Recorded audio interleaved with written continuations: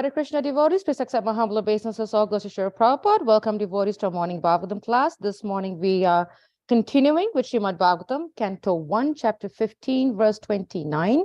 The chapter is entitled, The Pandavas Retire Timely. We are happy to have His Grace Vishnugada Prabhu with us. Hare Krishna Prabhu. Vancha Kalpadibhyascha, Kripa Sindhubevacha, Patitanam Pavanebhyo, Vaishnavebhyo Namo Namaha. And it's all yours, Prabhu. Hare Krishna. There's one devotee that put in a chat saying that he missed your classes due to work and he's looking forward to your class. Oh, wow. Thank you. Jaya Radha Madhava Kunja Bihari Madhava Kunja Bihari. Jai Radha Madhava Kunja Bihari Jaya Radha Madhava Kunja Bihari. Gopi Jana Vallabha Giri Bharadhari Gopi Janavallabha Girivaradari. Gopi Jana Vallabha Giri Bharadhari Gopi Janavallabha Girivaradari. Jashodanandana Braja Janaranjana Yashodanandana Braja Janaranjana. Jashodanandana Braja Janaranjana Yashodanandana Braja Janaranjana. Jamunatira Vanachari Yamuna Thira Vanachari. Jamunatira Vanachari Yamuna Thira Vanachari. Jai Radha Madhava Kunja Bihari Jaya Radha Madhava Kunja Bihari. Jai Radha Madhava Kunja Bihari Jaya Radha Madhava Kunja Bihari. Jai Om Vishnupad Paramahamsa Paribrajak Acharya Ashtottara Sata Shri Srimad Divine Grace A.C. Bhakti Vedanta Shami Maharaj Prabhupada Ki Jai Jai. Ananta Koti Vaishnav Vrinda Ki Jai Jai. ISKCON Founder Acharya Srila Prabhupada Ki Jai Jai. Namacharya Srila Haridas Thakur Ki Jai Jai. Prem Se Kaho Shri Krishna Chaitanya Prabhu Nityananda Shri Advaita Gadadhar Shivashadi Gaur Bhaktivinoda Ki Jai Jai. Shri Shri Radha Krishna Gopal Gopinath Shyamkund Radha Kund Giri Govardhan Ki Jai Jai. Vrindavan Dham Ki Jai Jai. Navadvip Mayapur Dham Ki Jai Jai. Ganga Mai Ki Jai Jai. Jamuna Mai Ki Jai Jai. Tulsi Devi Ki Jai Jai. Bhakti Devi Ki Jai Jai. Shrama Veta Bhakta Vrinda Ki Jai Jai. Or Prem Anande. Hari Hari Bol. All glories to the assembled devotees. Hare Krishna. All glories to the assembled devotees. Hare Krishna. All glories to the assembled devotees. Hare Krishna. All glory to Sri Sri Guru and Sri Gauranga Hari Hari Bol. Nama Om Vishnu Padaya Krishna Prishtaya Bhutale Srimati Bhakti Vedanta Shami Iti Namane. Namaste Saraswate Deve Gauravani Pracharine Nirvishesh Shunyavadi Paschatya Desha Tarine. A couple of words about the prayer Jaya Radha Madhava. I don't know if I said this before. You know, there's the last line of the Jai Radha Madhava prayer. It goes, how does the last line go? Yamuna, Yamuna, yeah, Yamuna Tira Vanachar. Yamuna Tira. No. Yes. Yeah. That's it, right? I always get the yes. And I didn't talk about this here in this class. Okay. I don't think so, Prabhu. Okay. So then, where is the in the last line? Where is the long A in the or the diacritic mark in the Jamuna?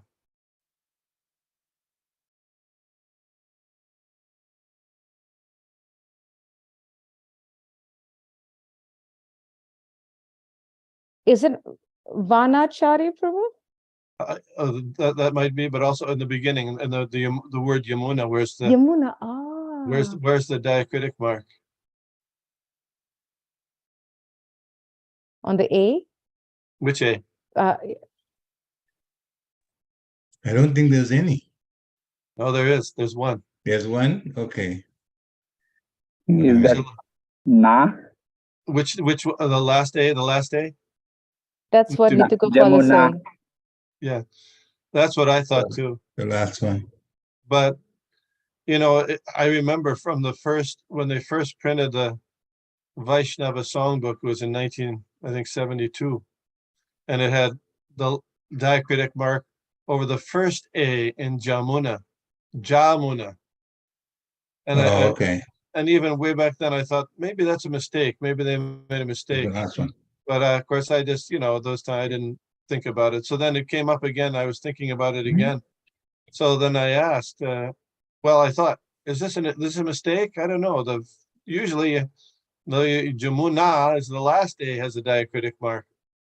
So I asked a lot of devotees. Nobody seemed to know.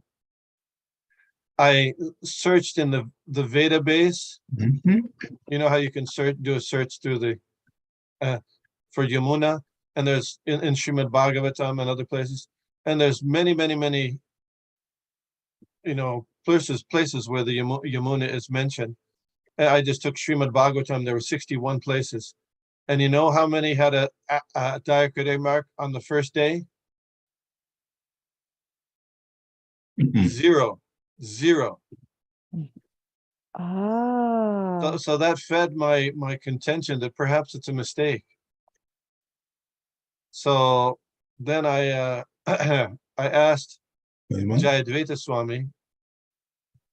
I had asked other devotees, but I somehow I had contact with Jayadvaita Swami. So then he forwarded to Dravida, and no, they say it's on the first A. Like, you know, we have Vasudev and Vasudev. Vasudev is Krishna's father, and Vasudev means Vasudev, long A, first long A. That's for Krishna. That's Yeah, Krishna. Krishna. That means that person who's related, who's you know, involved with Vasudev. That's Vasudev. So all these years, I've been thinking the last line of that prayer, Jamuna Tira Banachari, was a description of Krishna going along the bank of the Jamuna in the groves there. That's what I was thinking all these years. But they corrected me, thankfully, that actually the last line is not a description, but it's a name of Krishna. Jamuna. You see, Vasudev, Jamuna. That person who, you know, related to the Jamuna is walking along the banks of the Jamuna. And so you know, 50 years later, I get corrected finally. So they're all that prayer is all names of Krishna, and that's including one, not just a description of Krishna, but a name of Thank you, Krishna. Prabhu. It's new for me too. I'm sure it's also for many of us. Okay. Little tidbits, things that yes, come thank up. you. Okay. Om Namo Bhagavate Vasudevaya. Om Namo Bhagavate Vasudevaya. Om Namo Bhagavate Vasudevaya. Om Namo Bhagavate Bhagavate Vasudevaya. Vasudevaya. Om Namo Bhagavate Vasudevaya. Om Namo Namo Bhagavate Vasudevaya. Vasudevaya. Vasudevangri Anudhyana Paribrimhitarang Hasa Bhaktya Nirmatita Shesha Kashaya Dishanorjuna Vasudevangri Anudhyana Paribrimhitaram Hasa Bhaktya Nirmatita Shesha Kashaya Dishanorjuna Vasudevangri Anudhyana Paribrimhitarang Hasa Bhaktya Nirmatita Shesha Kashaya Dishanorjuna. Vasudevanga Dudyanam Paribhitaram Pasa Bhaktya Nirmatita Shishta Kashaya Dishanojuna. Vasudevan Kriyanudhyana Paribrimhitaram Hasa Bhaktya Nirmatita Shesa Kasaya Disanorjuna. Hare Krishna. Hare Krishna. Vasudevangriyanudhyana paribram hitaram sa bhaktya nirmathita sheksha kashaya dhishanorjunaha. Hare Krishna.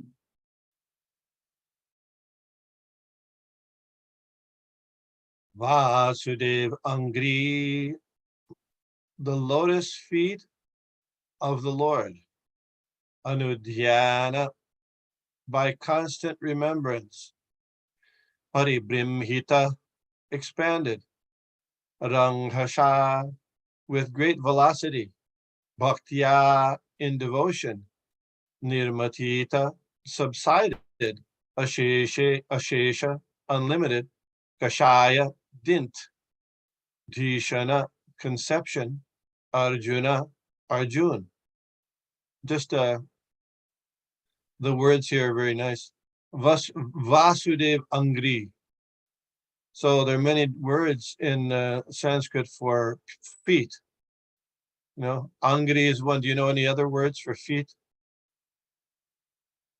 Pada. Pada, yeah, pada.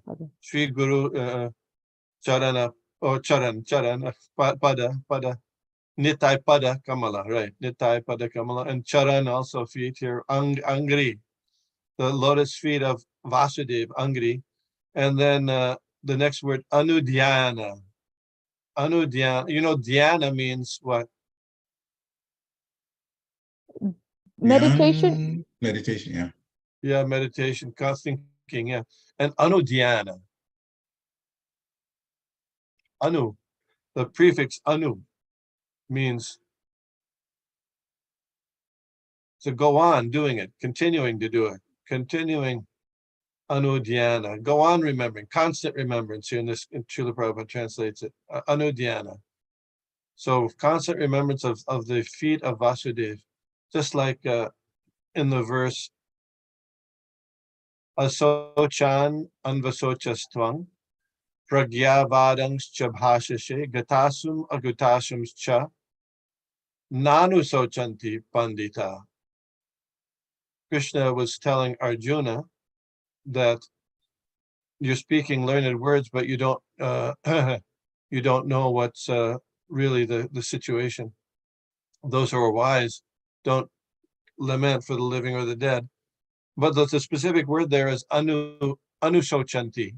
Sochanti is lament, and anusochanti means go on lamenting, go on lamenting. I mean, it's not that devotees are hard-hearted, but anusochanti means continuing to go on lamenting so that you can't do what you're supposed to do, your services, your devotion, and your anu. So in this case, anudyan, go on remembering. He went on remembering the lotus feet of Vasudeva. I'm sorry, like chanting Hare Krishna. And this paribrimhita, such a, I like the sound of that word, paribrimhita. You know, the pari there in the beginning means all over, all around. Just parikrama, always going around. Yeah, parivrajaka, teaching all around. So expanding all around, all around. Ranghasha, bhaktya. And there's this word kashaya. See that word kashaya? And that's dint. So I was wondering, you know, in the translation, we see that Srila Prabhupada talks about all the trash in his thoughts are subsided. So where's the trash in this verse? Where's trash? That was also my thought too, Prabhu. So not in the I did Sanskrit. a search of the kashaya, the word kashaya in Vedabase also, and in many places, it's translated as foul matter, garbage, things like that. So that even though it says dint, it likely also conveys the sense of the trash. Because it's ashesha kashaya, unlimited trash, unlimited dirt. Dish. Okay. Dishana conception Arjun. Those the funny conceptions that Arjun had in his mind. Okay. Translation. Arjuna's constant remembrance of the lotus feet of Lord Shri Krishna rapidly increased his devotion, paribrimita ramasha. And as a result, all the trash in his thoughts subsided. Purport. Material desires in the mind are the trash of material contamination. By such contamination, the living being is faced with so many compatible and incompatible things that discourage the very existence of spiritual identity. Birth after birth, the conditioned soul is entrapped with so many pleasing and displeasing elements, which are all false and temporary. They accumulate due to our reactions to material desires. But when we get in touch with the Transcendental Lord in his variegated energies by devotional service, the naked forms of all material desires become manifest. And the intelligence of the living being is pacified in its true color.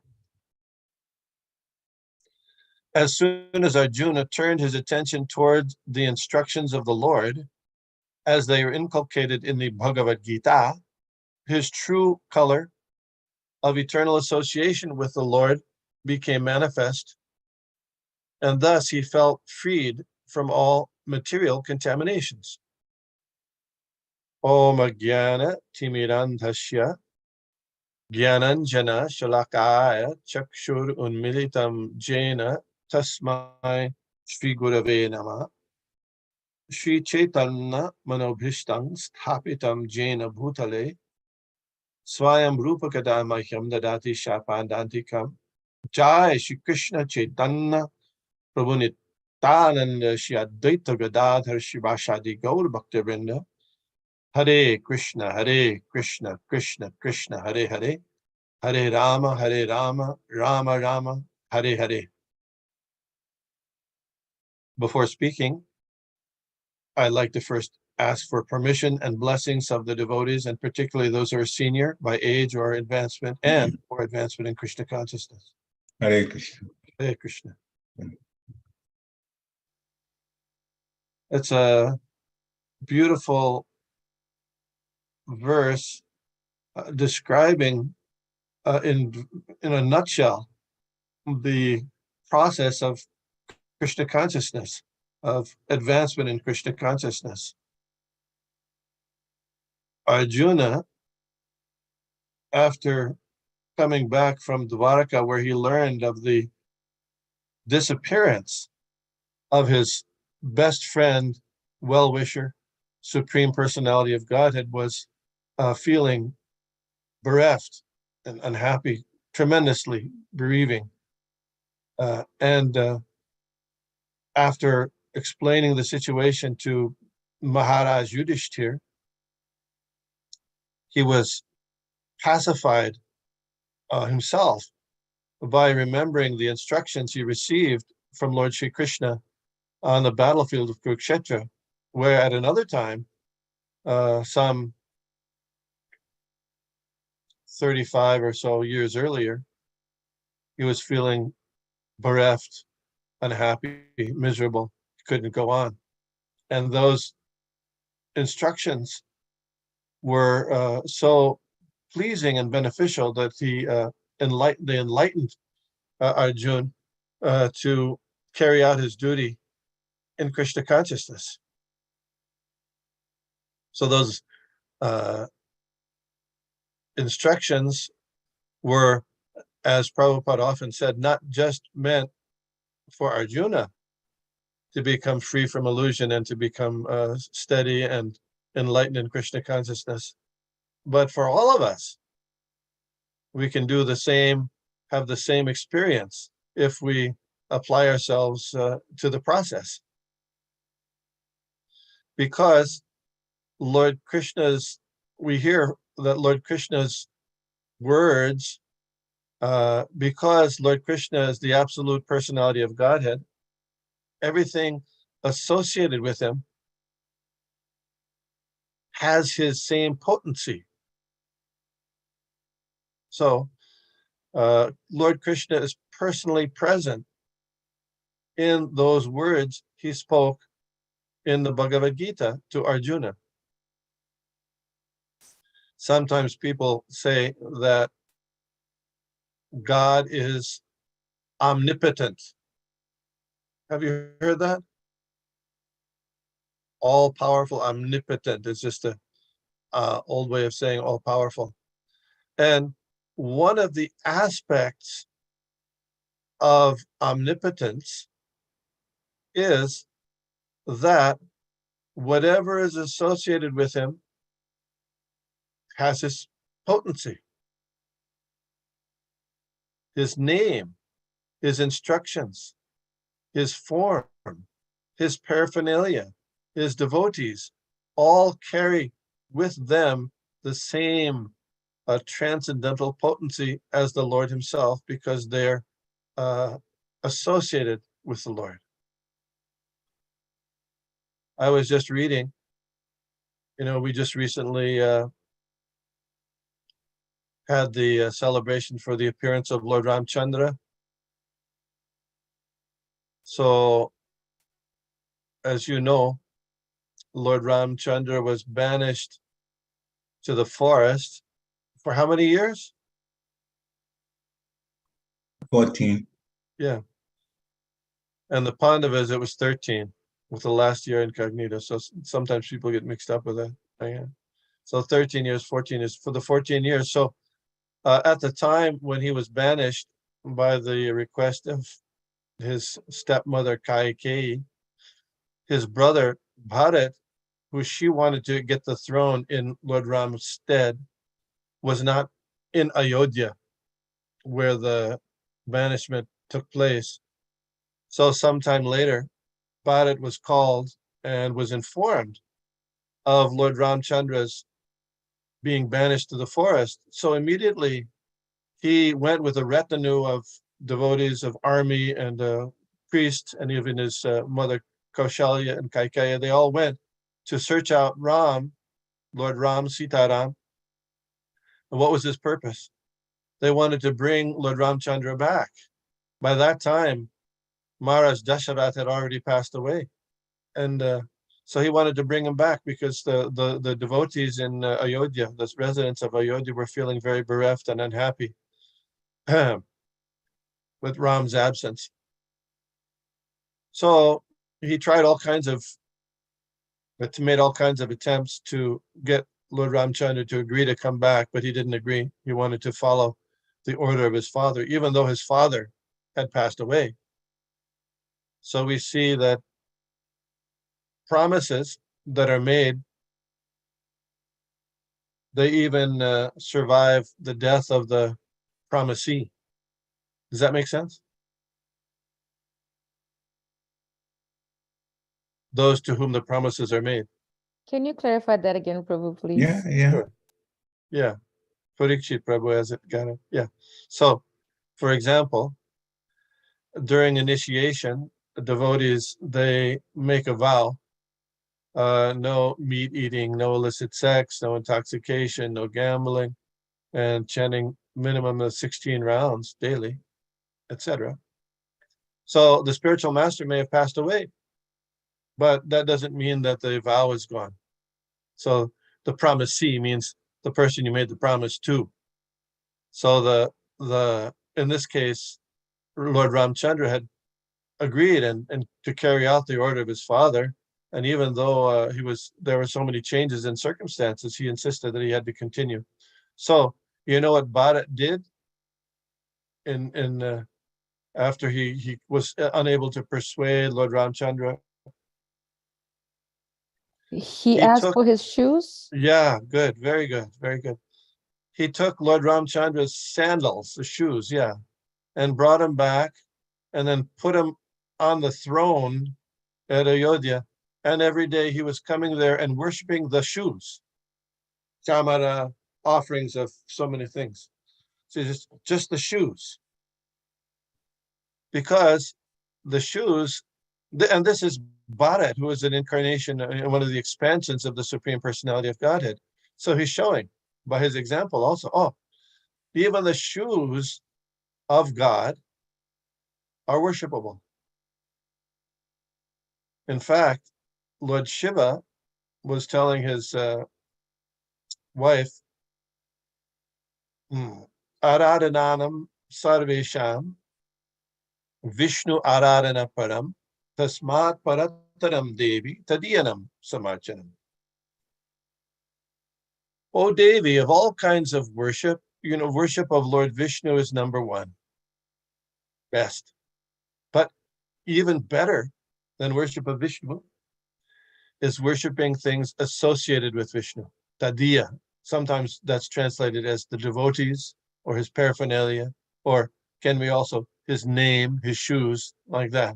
His words, in this case, his words. This is especially valuable.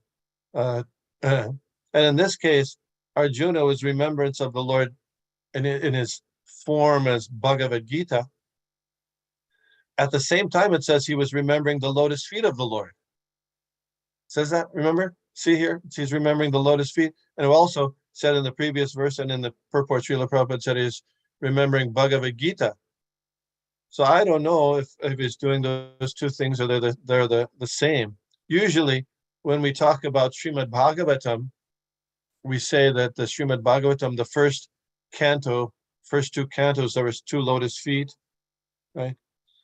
I don't know where the Bhagavad Gita fits in there, but it's like there at his lotus feet also, because it's the beginning part. And devotees start in our meditation and our appreciation for Lord Krishna and his devotees. We start at the feet. We don't start at the head. Therefore, we have so many prayers. Sri Guru Charana Padma. Sri Guru, the lotus feet of the spiritual master. Bande Guru Sri Charanaravinda, the lotus feet. I offer my respectful obeisances unto the lotus feet. And in the Nectar devotion, there's a description of different offenses that one can commit in doing devotional service. And one of those offenses is to offer obeisances on one hand. Do you remember that one? It's there if you look in the Nectar devotion. So I always wondered, what's that about? What is that about? Offering obeisances in one hand. Why is that? So anyway, sometime later I read there's a book that is published by the Deity Worship Ministry in ISKCON, and it reviews some of those offenses. And in there, the book, it says, actually, when you're offering obeisances, you go down and you're supposed to touch your head to the ground at least. Sometimes we try to avoid touching our head. So sometimes you see people going like this. Have you ever seen that? stuff like that. But anyway, you're supposed to touch your head to the ground, and those two hands, they're on the ground. What are they for? You know what they're for? They're for the lotus feet, touching the lotus feet of the Guru or Krishna. So having only one hand is like, what's this other hand doing? So anyway, that's how it's explained in the deity worship book from the deity worship ministry. I thought that was an interesting case. So here, Arjuna is remembering those lotus feet, and then his devotional attitude and experience and realizations are expanding wonderfully. One time, Jayadvaita Swami, on a morning walk, asked Srila Prabhupada, can we, if Krishna, we say that Krishna appears in every universe one after another. It's something like the sun is always rising somewhere, in some place on the Earth planet. It's always sunrise. And so the activities of Krishna, his birth, will take place on the Earth, and then, shortly thereafter, another universe. So he said, if Krishna is speaking Bhagavad Gita, he's speaking Bhagavad Gita in some other universe right now. He did here, so many thousands of years ago.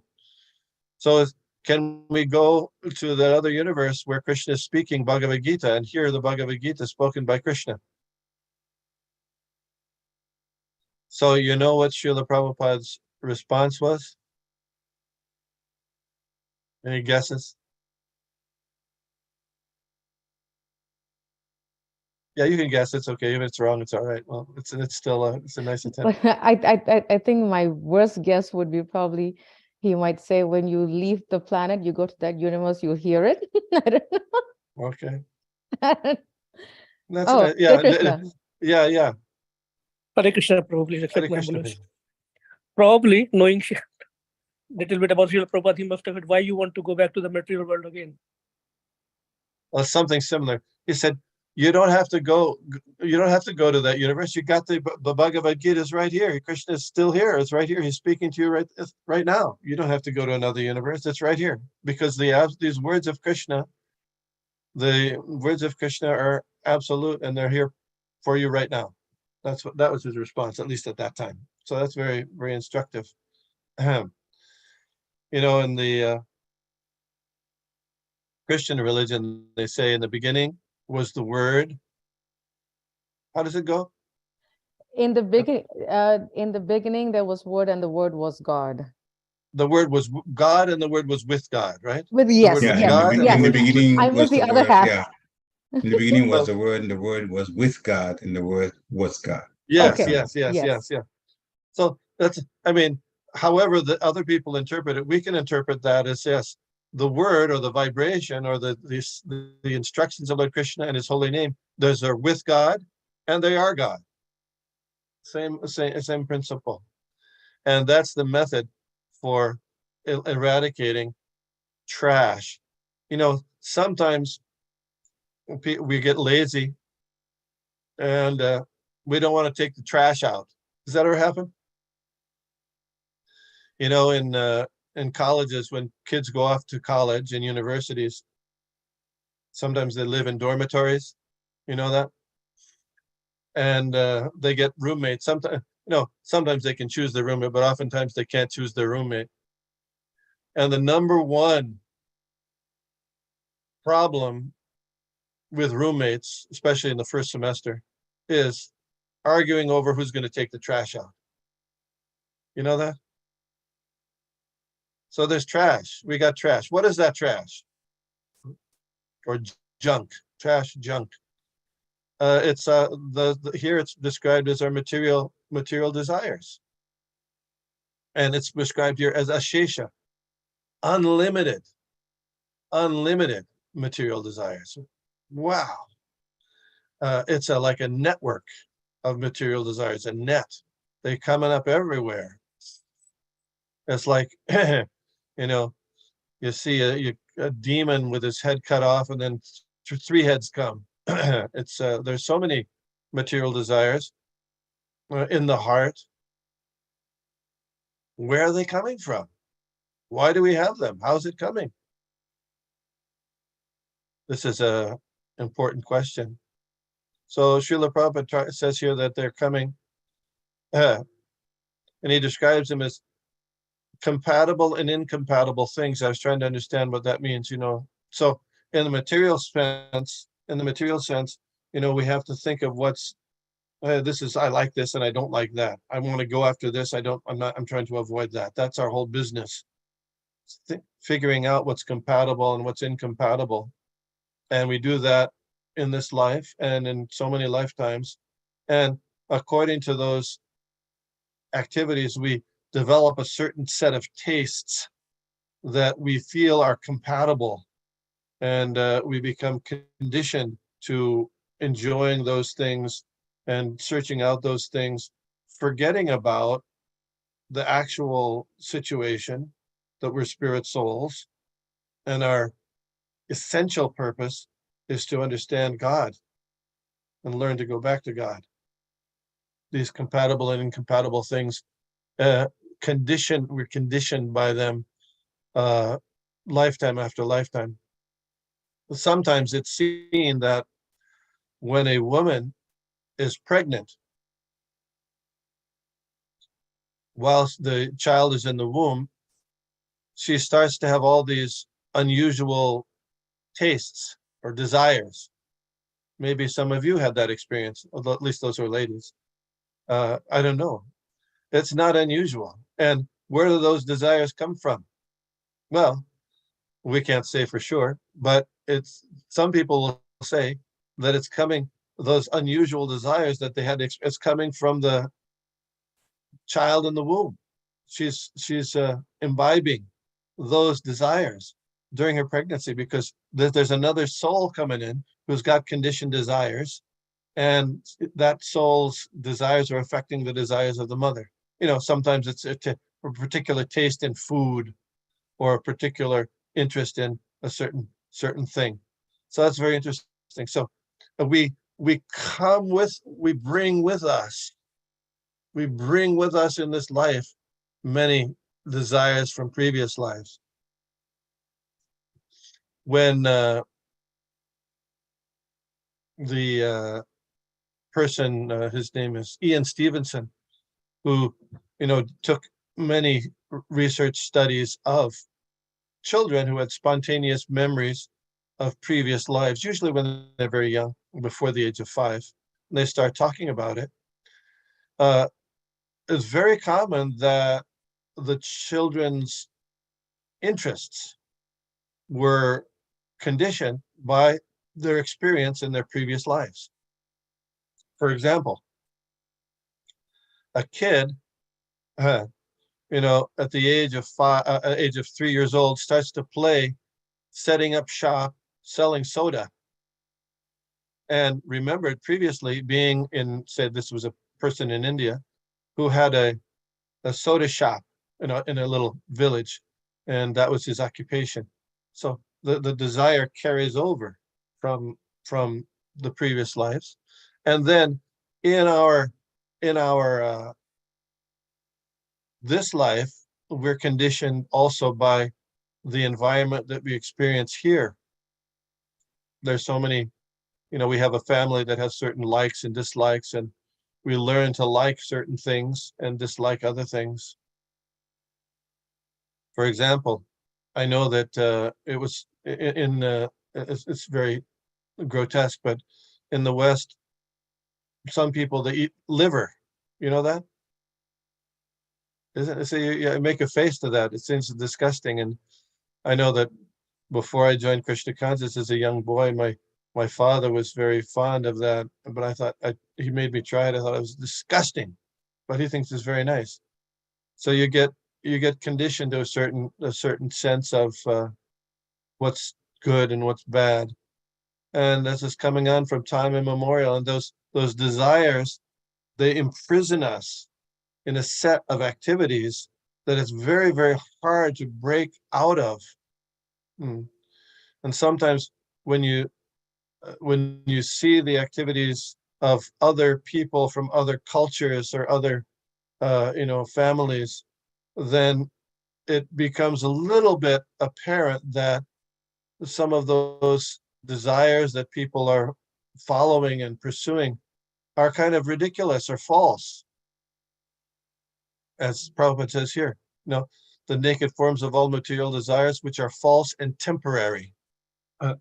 Because Krishna says in Bhagavad Gita, when Arjuna asked Krishna, what are the symptoms of someone who's actually situated in transcendence? How does he talk, and what is activities? Lord Krishna immediately responded, Prajahati yada kaman sarvan partha manogata. A person who gives up all material desires that are born of mental concoction. Mental concoction.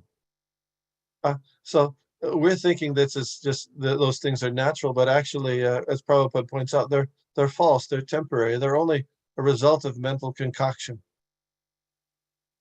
Sometimes we can see that a little clearer. When we look at other cultures, we think, oh, the things that we do in this culture are very, reasonable.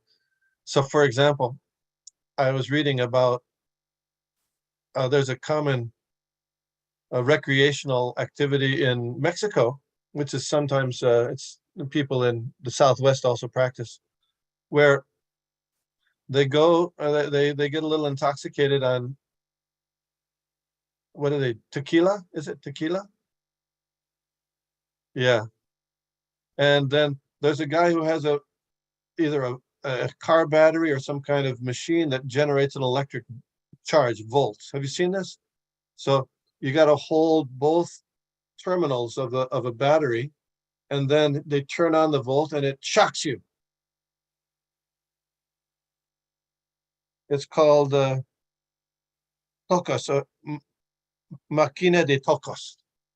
So people pay for the opportunity to grab this machine and get shocked. Usually when they're intoxicated, it goes up to 100 and some volts. Sometimes people get knocked out or have some kind of heart arrhythmia from it result, but it's a relatively common recreational activity in Mexico and some parts of the southwestern United States. So I mean, we're sitting here, it's like, that's kind of crazy, right? It seems like it. Because the happiness, what is the happiness? What is the happiness of getting shocked?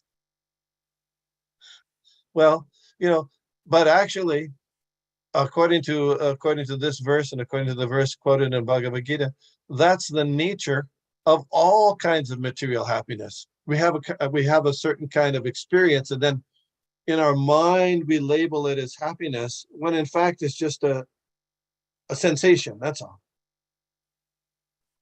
There's a famous study by a person named, let's see if I can remember his name. Let's see.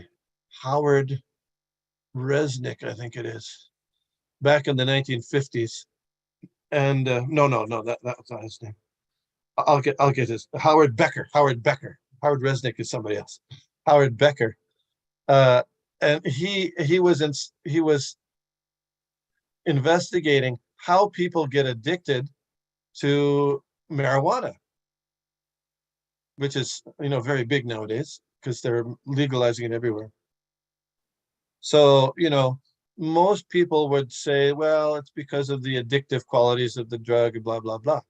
Well, he wrote a very influential paper, said no. First is, people have to have the experience of using the drug, but then they have to be in a situation with others to help them relate the feeling that they're getting from the drug as a positive feeling. Do you follow? So there was a step-by-step process. It wasn't that just by its nature it was wonderfully attractive. No, you just have there's an experience, whatever, a sensation, and then there's a whole socialization process in order to relate that feeling with something pleasurable. It's not pleasurable in and of itself, just like those people in Mexico. Zap! Somebody, well, by the social environment, by their mental development, then they think, oh, this is wonderful. And really, that's the condition of the situation with many things. Many things, and all kinds of intoxication. It's like that.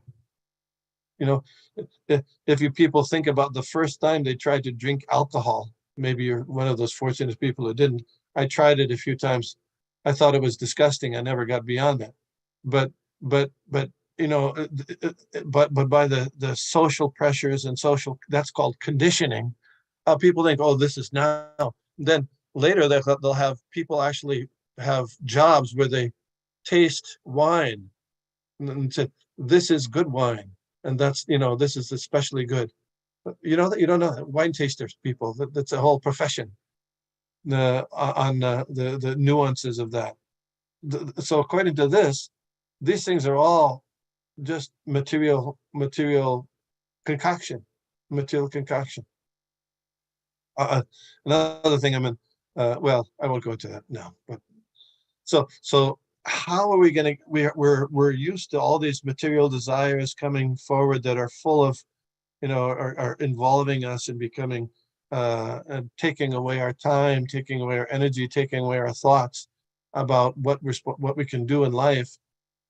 So the wonderful thing about Krishna consciousness is, if we follow this example that Arjuna is giving here, that even though the network and the experience of these desires is so overwhelming, it can be cut through and cleaned up. The garbage can be taken out by the influence, not by our own power, but by the purifying influence of the Supreme Personality of Godhead and his potency. Krishna Surya Samamai Hoy Andakar. Krishna is like the sun, and Maya is like darkness. Wherever the sunlight is, there's no darkness. Srila Prabhupada would sometimes give an example like the sun is so powerful, it can even clean up and disinfect a urinal, isn't it? So, our hearts being contaminated with these material desires from a time immemorial, there's hope.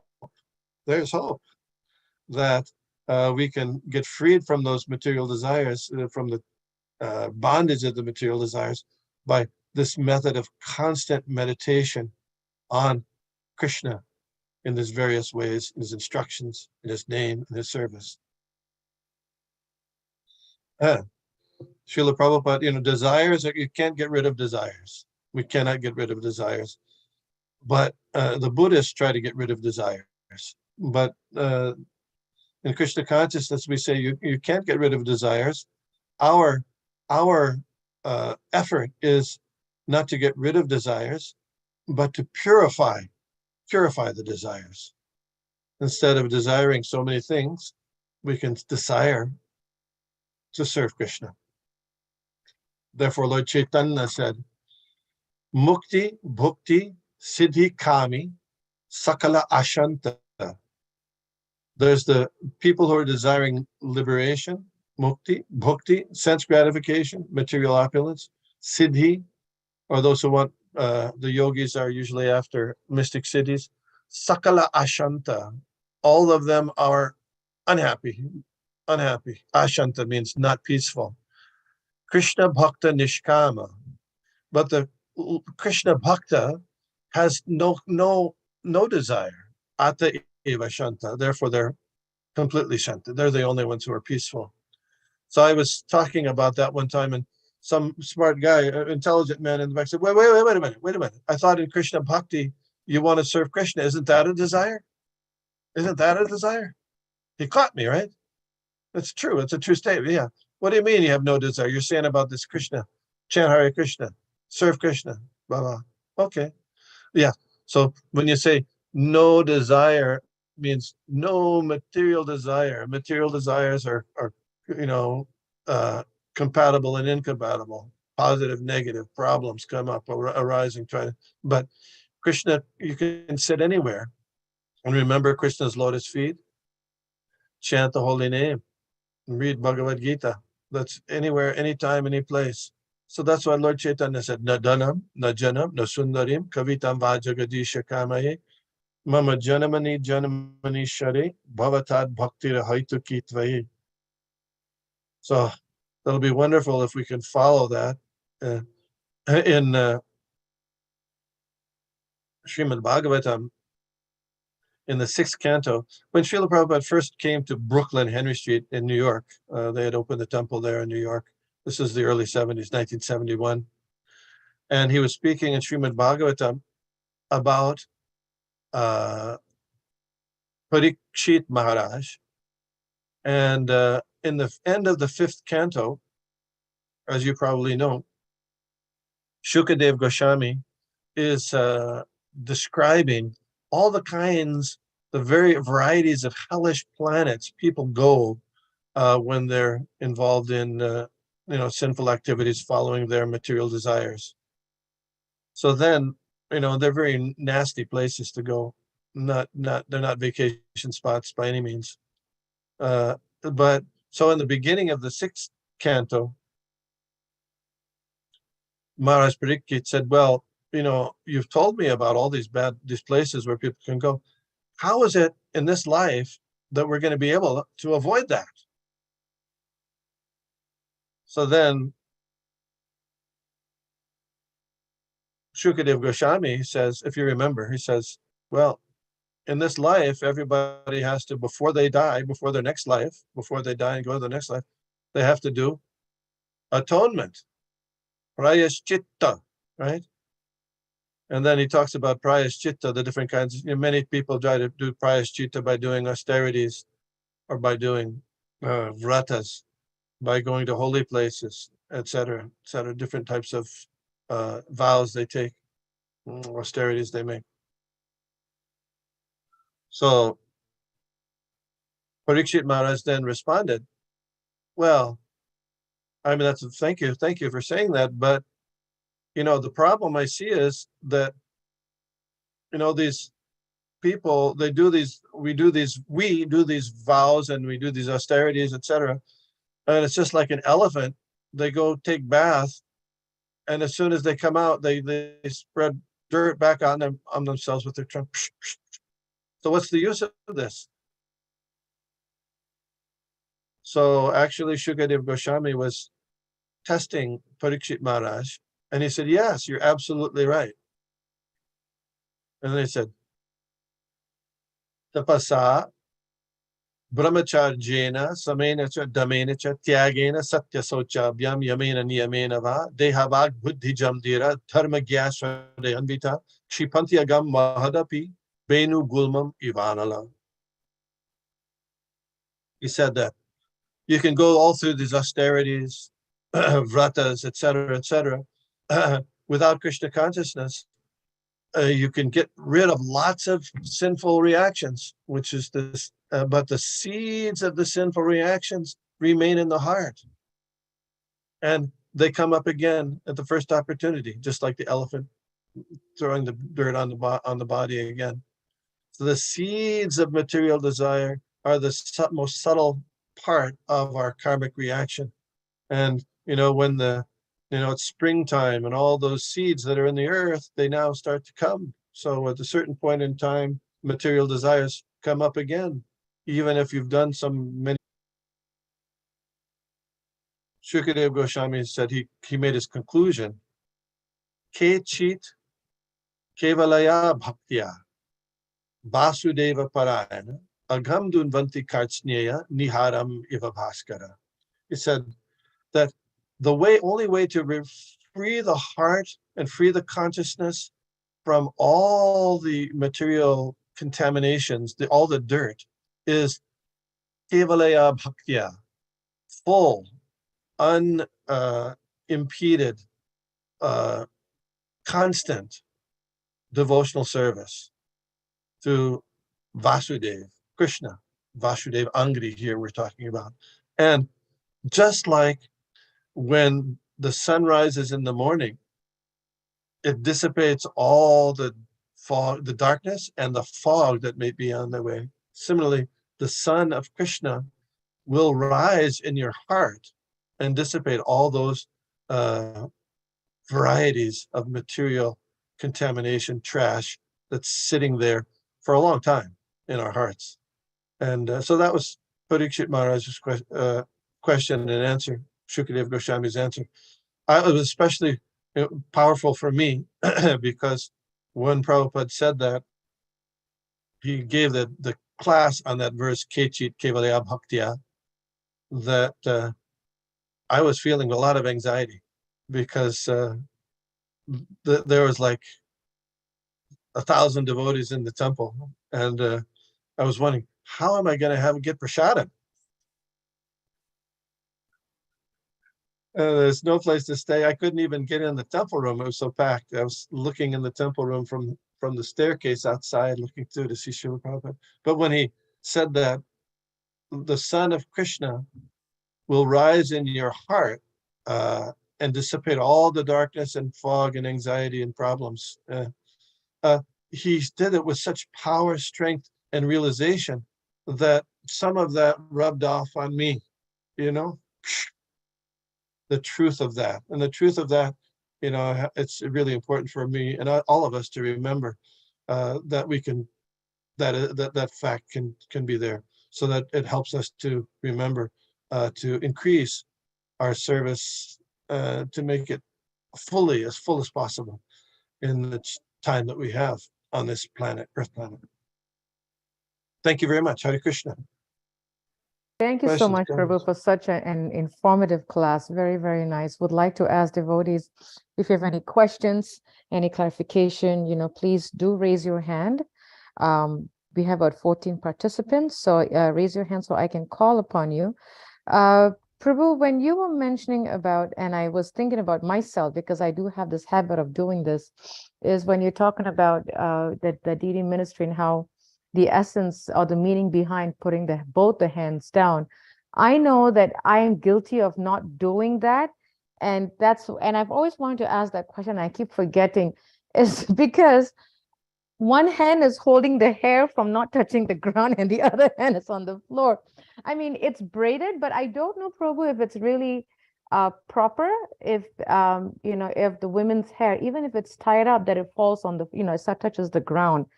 I mean, I don't know, etiquette wise, or you know, how that is okay. I mean, sometimes I And see. what would be the reason it shouldn't touch the ground? For me, I feel like one is it's unclean, you know, like I am, and number two, I feel like, but it's, you know, like I've seen situations where, you know, there are a bunch of, you know, in some temples, you know, sometimes women tie their hair or don't tie, and then you see a row of 3 women hair on the floor. It looks so not proper, you know, like when there's men on the other side. So I'm just trying to, probably it's just my mind, but I just wanted to ask, you know, yeah. I've I never, you know, because I don't have that condition. I don't know. I'm conditioned in a different way, I'm sure.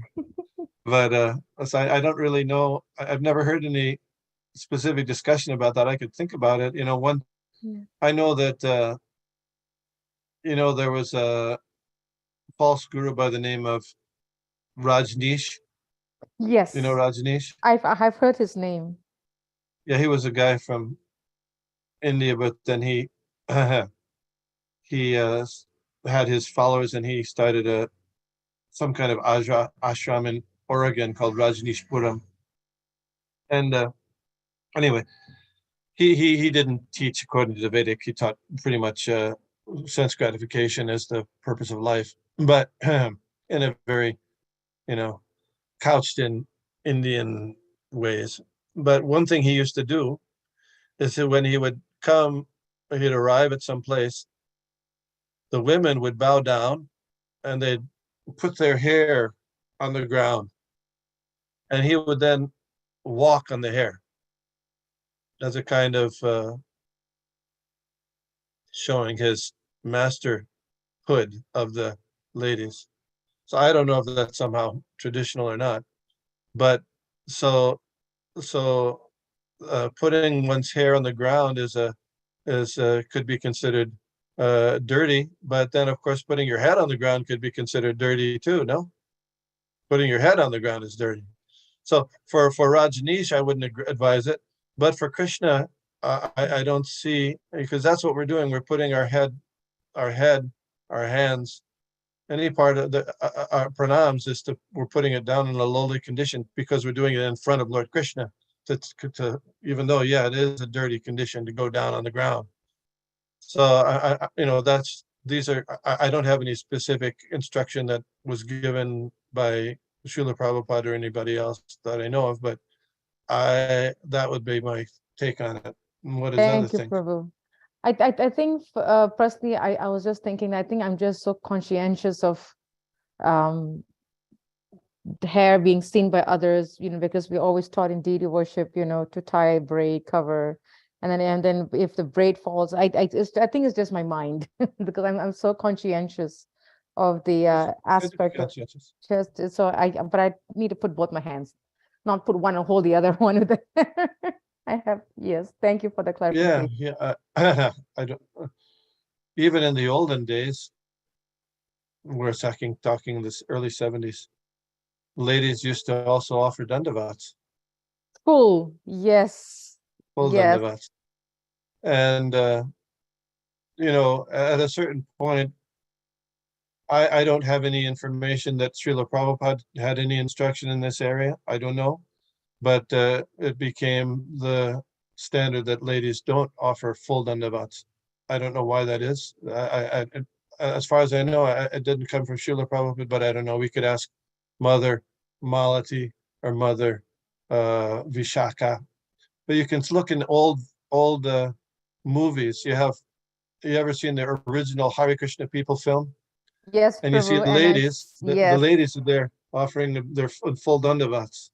Interestingly, in the Chaitanya Bhagavat, where Lord Chaitanya was going to all the different islands of Navadvip on his way to see Chand Kazi, the description is there in Chaitanya Bhagavat that old men, children, and ladies were all offering their full obeisances, dandavats, it says, to Lord Chaitanya at that time. So that's an interesting point. And that it's in the commentary by Srila Bhaktisiddhanta Saraswati Thakur, which is an interesting point. And, in India, usually you have the North Indian, South of north to south, the Southern Indian people, from a Vaishnava tradition tend to be a little more on the conservative side. You see, yeah, because in North India, there's been, so many Muslim invasions came, but in South, wasn't as much. So interesting point is that we invited this group, a woman and her students, a dance teacher and her students, to perform for the Rath Yatra on stage. And at the end of the program, I invited her on stage and gave her a little gift and thanked her very much for their participation with her students. And she was from South India, very, very, very conservative. And you know what she did? Full dandavats right on stage, full dandavats. So anyway, there's some evidence that it might not be against the rules and regulations. There's a book that was printed in the what's not Chaupati, but Pune, a Bhakta manual from Pune that some people use and swear by. And it's supposedly reviewed by Bhakti Swami. I don't know if the full thing was really reviewed by Bhakti Swami, but in that Bhakta manual, there are many things that are not really what Prabhupada said. And one of them is that, only ladies should never offer full obeisances, it says there. Also says ladies should never dress nicely in front of the deities. Where does that come from? That's weird, that's weird. So many things are there. Well, we have to be vigilant because over time things get mixed in. And where do they come from? I don't know. Somebody at certain point, some of that trash that's in our minds might get mixed in with this. So we have to be really careful with that. I have heard that women should dress nicely for the Lord. That's what I was trained. Yes. At least from my old Prabhupada disciples when they were training me in Gitanagar, that was the training that I received. Yes. So, I was given this book just to review. I looked at it and there were a few things, not a lot, but a few things that I took exception to, like that one. So you have to be careful. I mean, Nectar Devotion that's our standard Bhakti manual. And there might be other things that can, other little practical things, but they should be consistent with the instructions of Srila Prabhupada and the previous acharyas with valid evidence from the Shastras, which doesn't always happen. Thank you so much, Prabhu. Actually, I thank you for stressing the point of how important it is that over time it gets all mixed up and we should go back to the teachings of Srila Prabhupada and the acharyas. I think that's such an important point because it does get mixed. And I've also heard a few things that I had to also address. I had to first check in with the seniors and then address it because it does get mixed in. And sadly, those that follow it unknowingly are innocent, because they just heard it from someone else. Yeah. And then they just take it for face value. But there's actually, but then we forget to go back and check if Prabhupada said that or check with the proper disciples. So I think that's really important. Thank you so much, Prabhu. Any other questions from devotees? Any thought that's coming that you need clarification on? Anything that you want to ask? Please, before we end, I know we are past at 9 o'clock. Just want to respect if anybody has any points to share, any questions. Oh, wait, there's something in the chat. From Short, he says, I think dressing is related to being clean. Sometimes devotees tend to dress up very glamorous. I think that's not good. Is it correct? Well, if I hear what you're saying. One can, a man or a woman, either one, can dress in a very flashy or elaborate way. And if in their mind they're thinking, oh, I'm going to be the center of attention. I'm going to attract the glances of the ladies or the men or whoever they want. That's a dangerous thing. But if the mentality is, I want to dress very nicely for Krishna, so Krishna sees me, then that's a good plan. When I was a new devotee, we didn't have much money, and usually we didn't have kurtas in the early days. People didn't have kurtas; they just had T-shirts. So you'd have it dye a T-shirt saffron, and that was your kurta. But then around 1972, we started getting kurtas. Actually, kurtas were brought in from India and stuff. So then, but I kept wearing my T-shirt. And the temple president came over and said, "What are you doing, Vishnugada? What are you doing? You got to look nice for Krishna. You got to look nice." I said, "What's the big deal? It's cotton, and the kurta's cotton. What's the big deal? They're just cotton." Because that's called impersonalism, it's all cotton, right? It's all cotton. It's all the same. No, you want to look nice for the Supreme Personality of Godhead, not for my, aggrandizement or appreciation of me, but for Lord Krishna. So he convinced me I had to wear the kurta, so I started wearing kurtas at that time. Sorry, Professor. Yes, you're speaking. I remember when I joined back 30 years ago in Gitanagari, for the women, we didn't have sari blouses. We were, yes, poverty. That was a very rare thing. So many of the women in Gitanagari, this was in the early to mid 90s, our sari blouses were actually T-shirts of men that we would get from Walmart. Yes. So the undershirts of the men were our sari blouses that we would use on the it was hilarious. And then we would dye it different colors, but monks would just keep it white. And that was our sari blouses, and that was what we wore on for everything until we got sari blouses made by devotee that went to Mayapur or Vrindavan, and then she got us at least 2 each. It was There you hilarious. go. Yes, Prabhu. Yes, Nitya Gopal, go ahead. Hare Krishna, Prabhuji, Mataji, everyone. Dandavat Pranam, Jai Sri Prabhupada.